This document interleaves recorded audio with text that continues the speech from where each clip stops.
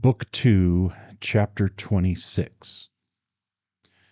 Every year on the 15th of October, Fifth Avenue opened its shutters, unrolled its carpets, and hung up its triple layer of window curtains.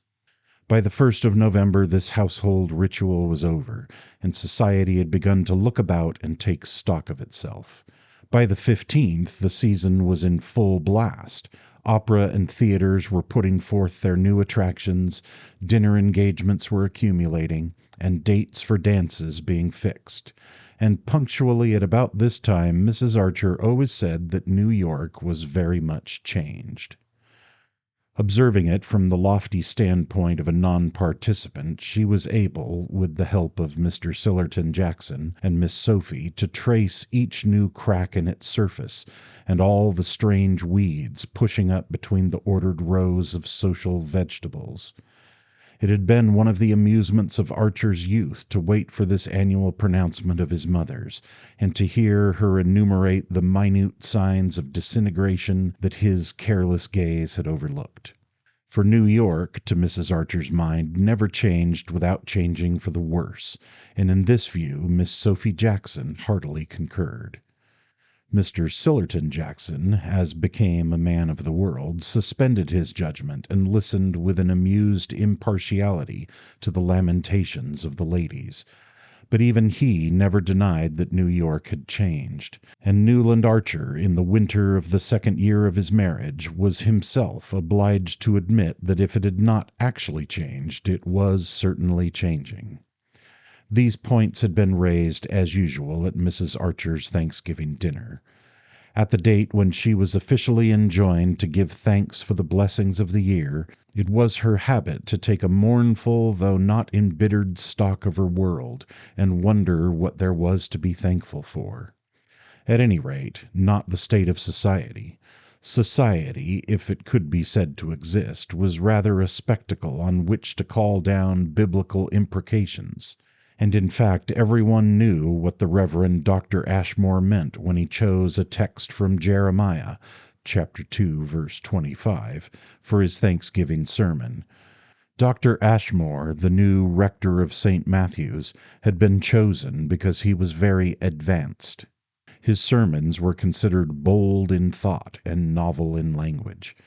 When he fulminated against fashionable society, he always spoke of its trend, and to Mrs. Archer it was terrifying and yet fascinating to feel herself part of a community that was trending.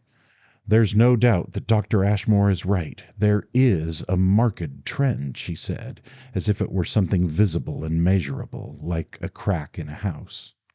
"It was odd, though, to preach about it on Thanksgiving," Miss Jackson opined, and her hostess dryly rejoined, "Oh, he means us to give thanks for what's left."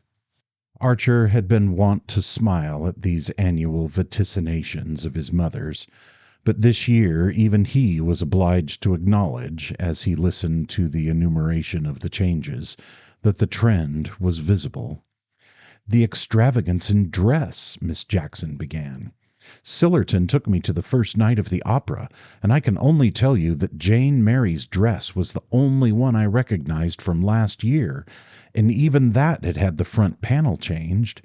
Yet I know she got it out from Worth only 2 years ago, because my seamstress always goes in to make over her Paris dresses before she wears them." "Ah, Jane Mary is one of us," said Mrs. Archer, sighing, as if it were not such an enviable thing to be in an age when ladies were beginning to flaunt abroad their Paris dresses as soon as they were out of the custom-house, instead of letting them mellow under lock and key in the manner of Mrs. Archer's contemporaries. "Yes, she's one of the few. In my youth," Miss Jackson rejoined, "it was considered vulgar to dress in the newest fashions, and Amy Sillerton has always told me that in Boston the rule was to put away one's Paris dresses for 2 years. Old Mrs. Baxter Pennilow, who did everything handsomely, used to import 12 a year, 2 velvet, 2 satin, 2 silk, and the other 6 of poplin and the finest cashmere. It was a standing order, and as she was ill for 2 years before she died, they found 48 Worth dresses that had never been taken out of tissue paper, and when the girls left off their mourning, they were able to wear the first lot at the symphony concerts without looking in advance of the fashion. Ah, well, Boston is more conservative than New York, but I always think it's a safe rule for a lady to lay aside her French dresses for 1 season, Mrs. Archer conceded. It was Beaufort who started the new fashion by making his wife clap her new clothes on her back as soon as they arrived. I must say, at times, it takes all Regina's distinction not to look like... Miss Jackson glanced around the table, caught Janie's bulging gaze, and took refuge in an unintelligible murmur. Like her rivals, said Mr. Sillerton Jackson, with the air of producing an epigram. Oh, the ladies murmured, and Mrs. Archer added, partly to distract her daughter's attention from forbidden topics, "Poor Regina! Her Thanksgiving hasn't been a very cheerful one, I'm afraid. Have you heard the rumors about Beaufort's speculations, Sillerton?" Mr. Jackson nodded carelessly. Everyone had heard the rumors in question, and he scorned to confirm a tale that was already common property. A gloomy silence fell upon the party. No one really liked Beaufort, and it was not wholly unpleasant to think the worst of his private life, but the idea of his having brought financial dishonor on his wife's family was too shocking to be enjoyed, even by his enemies. Archer's New York tolerated hypocrisy in private relations, but in business matters it exacted a limpid and impeccable honesty. It was a long time since any well-known banker had failed discreditably, but everyone remembered the social extinction visited on the heads of the firm when the last event of the kind had happened. It would be the same with the Beauforts, in spite of his power and her popularity. Not all the leagued strength of the Dallas connection would save poor Regina, if there were any truth in the reports of her husband's unlawful speculations. The talk took refuge in less ominous topics, but everything they touched on seemed to confirm Mrs. Archer's sense of an accelerated trend. "Of course, Newland, I know you let dear May go to Mrs. Struthers's Sunday evenings," she began, and May interposed gaily. "Oh, you know, everybody goes to Mrs. Struthers's now, and she was invited to Granny's last reception." It was thus, Archer reflected, that New York managed its transitions, conspiring to ignore them till they were well over, and then, in all good faith, imagining that they had taken place in a preceding age. There was always a traitor in the citadel, and after he, or generally she, had surrendered the keys, what was the use of pretending that it was impregnable? Once people had tasted of Mrs. Struthers's easy Sunday hospitality, they were not likely to sit at home remembering that her champagne was transmuted shoe polish. "I know, dear, I know," Mrs. Archer sighed. "Such things have to be, I suppose, as long as amusement is what people go out for. But I've never quite forgiven your cousin Madame Olenska for being the first person to countenance Mrs. Struthers." A sudden blush rose to young Mrs. Archer's face. It surprised her husband as much as the other guests about the table. "Oh, Ellen," she murmured, much in the same accusing and yet deprecating tone in which her parents might have said, "Oh, the Blenkers." It was the note which the family had taken to sounding on the mention of the Countess Olenska's name, since she had surprised and inconvenienced them by remaining obdurate to her husband's advances. But on May's lips it gave food for thought, and Archer looked at her with the sense of strangeness that sometimes came over him when she was most in the tone of her environment. His mother, with less than her usual sensitiveness to atmosphere, still insisted, "I've always thought that people like the Countess Olenska, who have lived in aristocratic societies, ought to help us to keep up our social distinctions instead of ignoring them." May's blush remained permanently vivid. It seemed to have a significance beyond that implied by the recognition of Madame Olenska's social bad faith. "I've no doubt we all seem alike to foreigners," said Miss Jackson tartly. "I don't think Ellen cares for society, but nobody knows exactly what she does care for," May continued, as if she had been groping for something non-committal. "Ah, well," Mrs. Archer sighed again. Everybody knew that the Countess Olenska was no longer in the good graces of her family. Even her devoted champion, old Mrs. Manson Mingott, had been unable to defend her refusal to return to her husband. The Mingotts had not proclaimed their disapproval loudly. Their sense of solidarity was too strong. They had simply, as Mrs. Welland said, let poor Ellen find her own level. And that, mortifyingly and incomprehensibly, was in the dim depths where the Blenkers prevailed, and people who wrote celebrated their untidy rights. It was incredible, but it was a fact, that Ellen, in spite of all her opportunities and her privileges, had become simply bohemian. The fact enforced the contention that she had made a fatal mistake in not returning to Count Olenski. After all, a young woman's place was under her husband's roof, especially when she had left it in circumstances that, well, if one had cared to look into them. "Madame Olenska is a great favorite with the gentlemen," said Miss Sophie, with her air of wishing to put forth something conciliatory when she knew that she was planting a dart.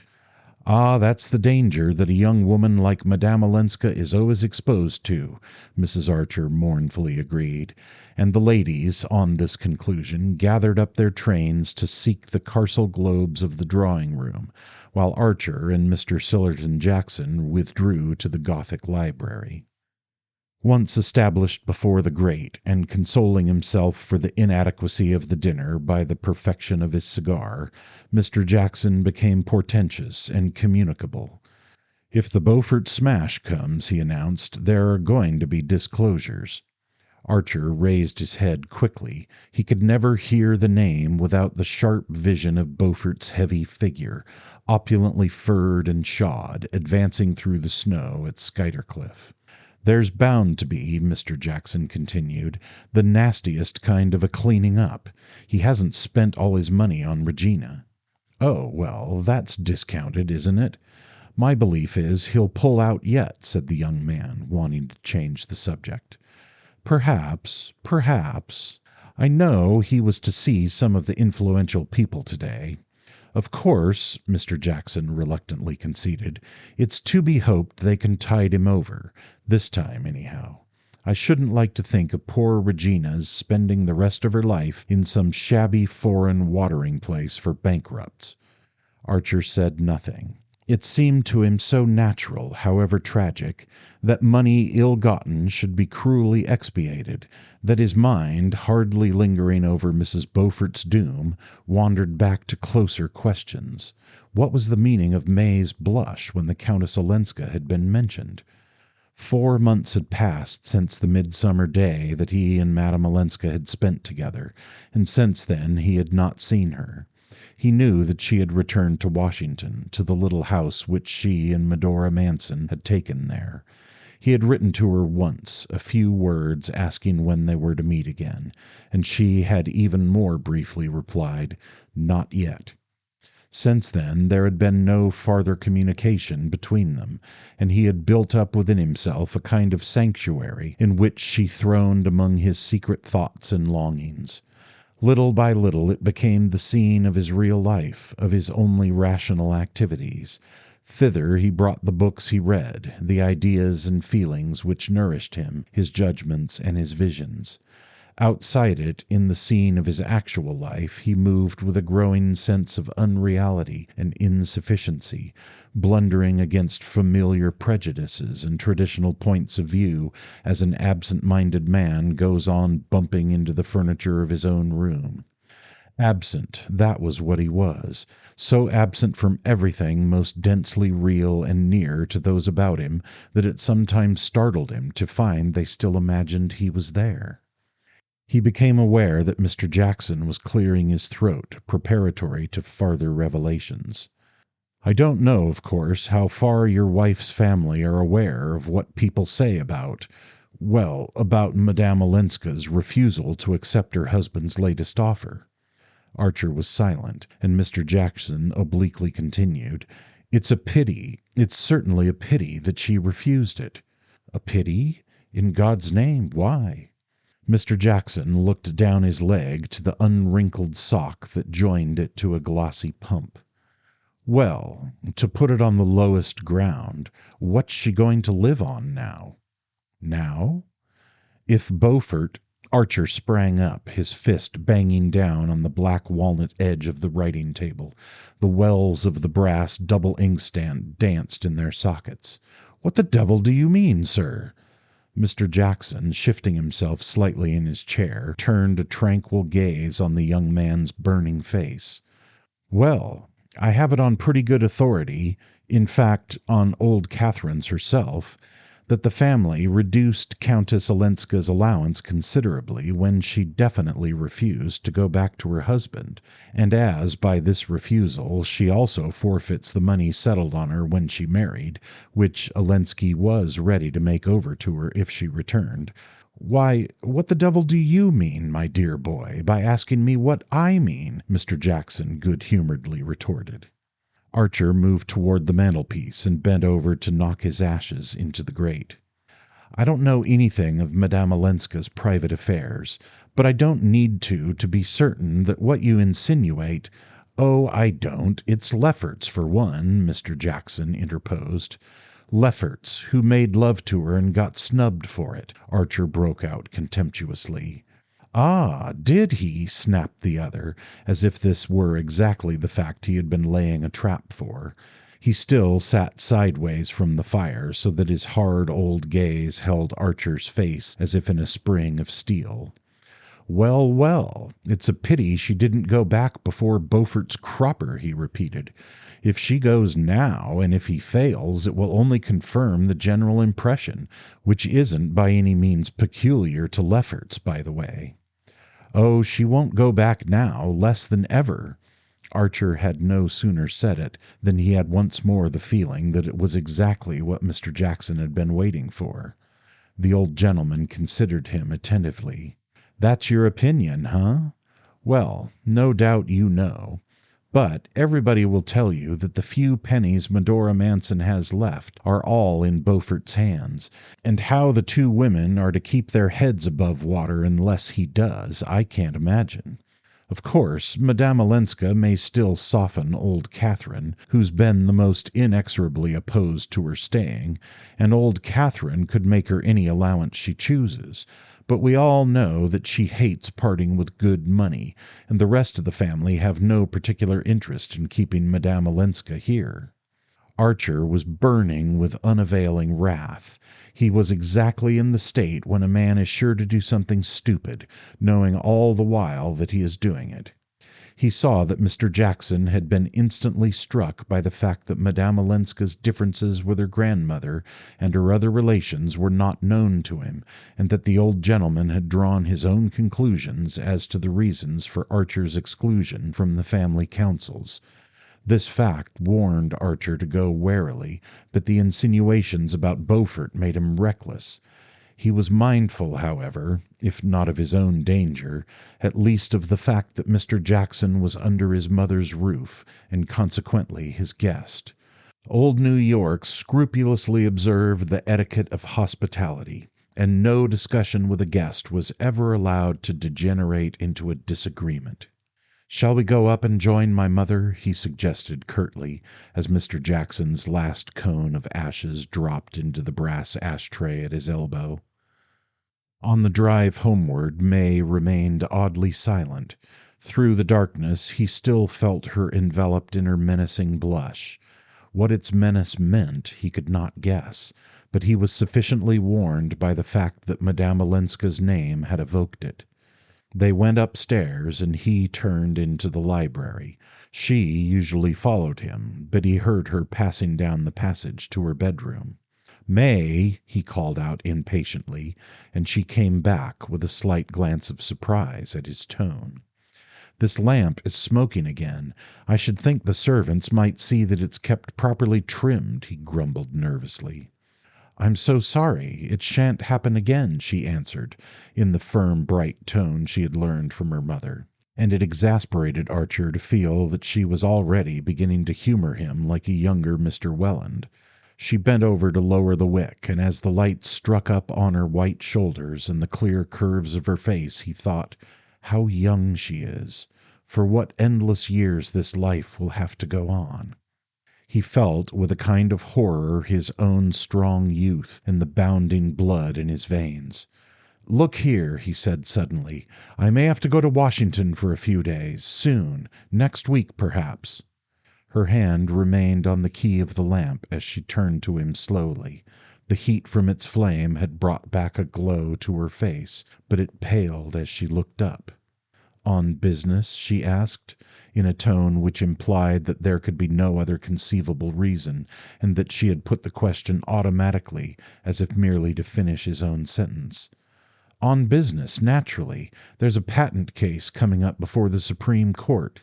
He gave the name of the inventor and went on furnishing details with all Lawrence Lefferts's practiced glibness, while she listened attentively, saying at intervals, "Yes, I see."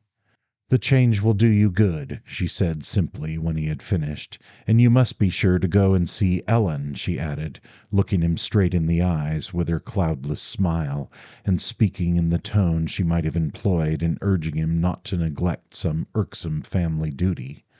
It was the only word that passed between them on the subject, but in the code in which they had both been trained it meant, "Of course you understand that I know all that people have been saying about Ellen, and heartily sympathize with my family in their effort to get her to return to her husband.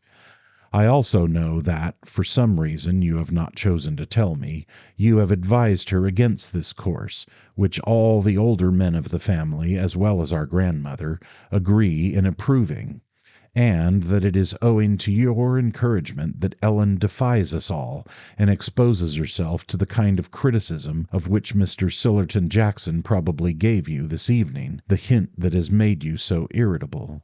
Hints have indeed not been wanting, but since you appear unwilling to take them from others, I offer you this one myself in the only form in which well-bred people of our kind can communicate unpleasant things to each other, by letting you understand that I know you mean to see Ellen when you are in Washington, and are perhaps going there expressly for that purpose, and that, since you are sure to see her, I wish you to do so with my full and explicit approval, and to take the opportunity of letting her know what the course of conduct you have encouraged her in is likely to lead to." Her hand was still on the key of the lamp when the last word of this mute message reached him. She turned the wick down, lifted off the globe, and breathed on the sulky flame. "They smell less if one blows them out," she explained with her bright housekeeping air. On the threshold she turned and paused for his kiss.